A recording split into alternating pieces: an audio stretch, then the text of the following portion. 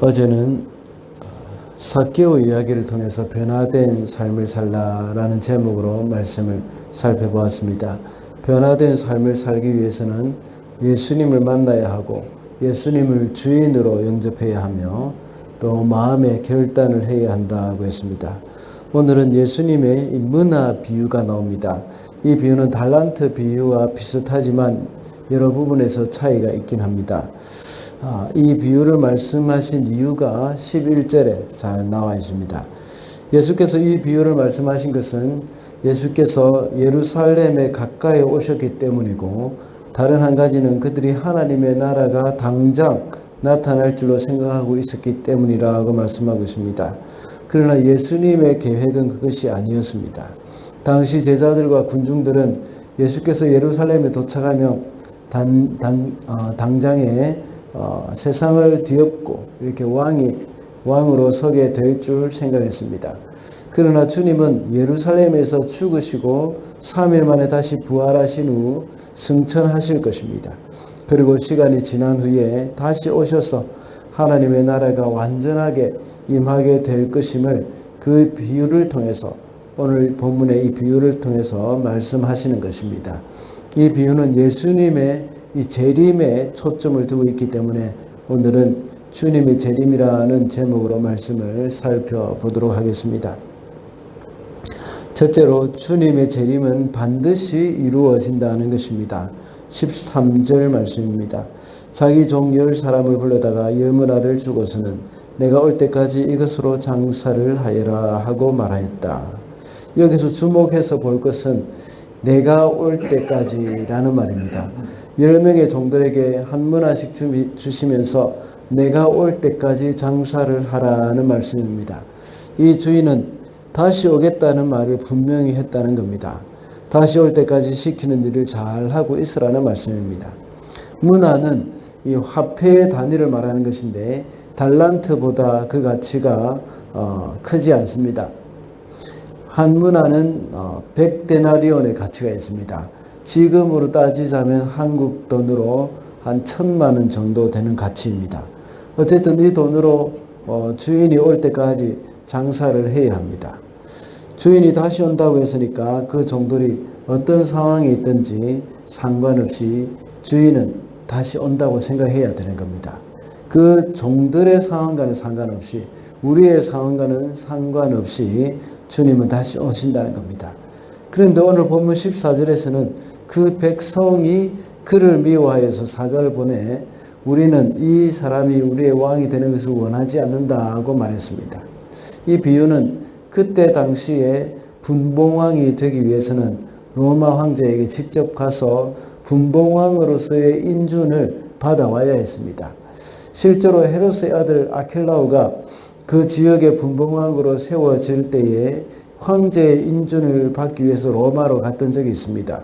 그런데 아켈라오가 워낙 포악한 사람이었기 때문에 유대인 대표 50명이 곧 황제에게 뒤따라가서 인준을 거부해 줄 것을 요청했던 적이 있습니다.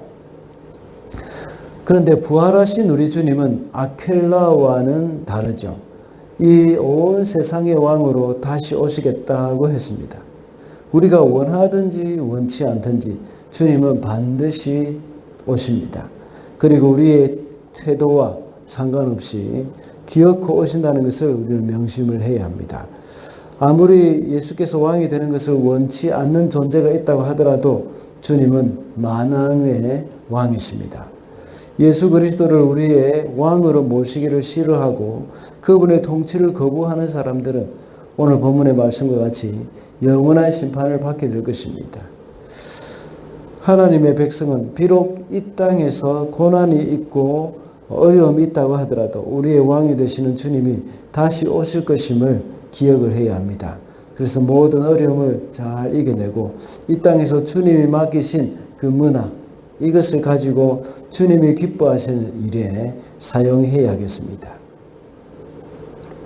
둘째로 재림 때에는 우리의 삶을 결산해야 합니다. 15절입니다.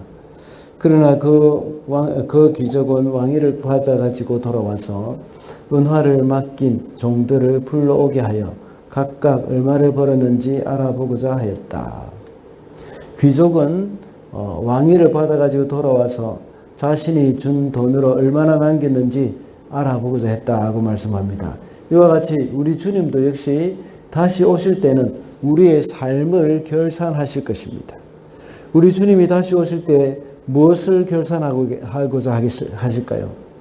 우리의 삶 가운데 우리 주님이 주신 시간, 우리 주님이 주신 재물, 건강, 얼마나 성실하게 살았느냐를 보실 것입니다.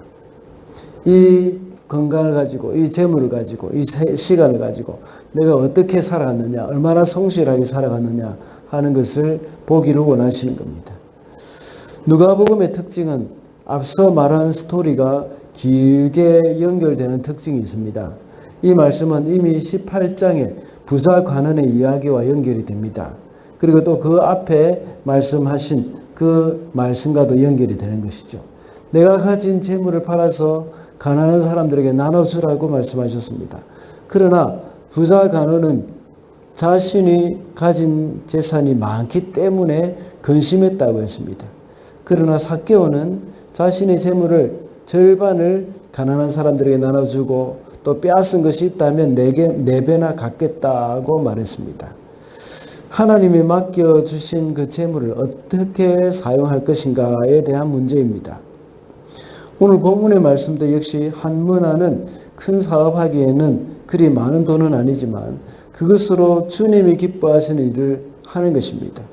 만약 그것으로 할 것이 없다고 생각하는 사람은 그냥 수군에 사서 땅에 파묻어 놓을 뿐입니다.